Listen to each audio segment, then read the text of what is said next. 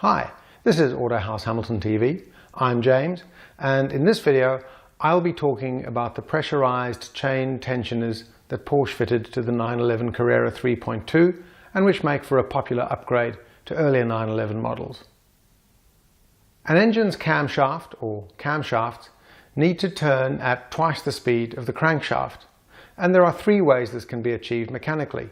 The first is by the use of gears, such as Porsche used with the 356 Carrera quad-cam engine. The second is by the use of belts, which Porsche used for the 944 and also for the 928. And the third way, which Porsche has always used for flat six engines, is by the use of chains.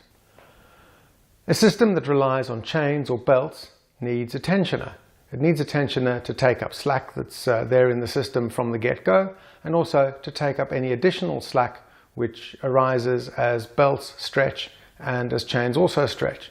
Chains don't really stretch. What happens is the rollers between the links wear ever so slightly, and as those rollers wear, that leads to the impression of a stretched chain. So you need a tensioner.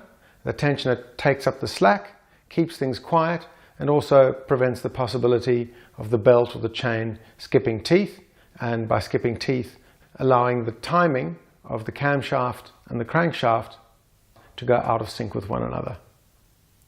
In the case of a classic 911 up to 1983, if the tensioner collapsed, the result was usually just a very noisy engine rather than anything more catastrophic. And there were a couple of ways that people attempted to prevent this happening. One was to replace the original tensioner with one that was mechanically adjusted, which meant that it had to be accessed every so often to take up any slack. The second was to use a pair of collars to prevent the tensioner from collapsing completely.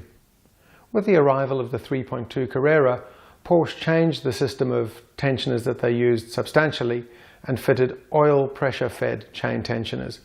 These tensioners use pressurized engine oil to take up any slack in the timing chains, and it's pretty much a fail-safe system, which is why it's such a popular upgrade to install on earlier 911 models.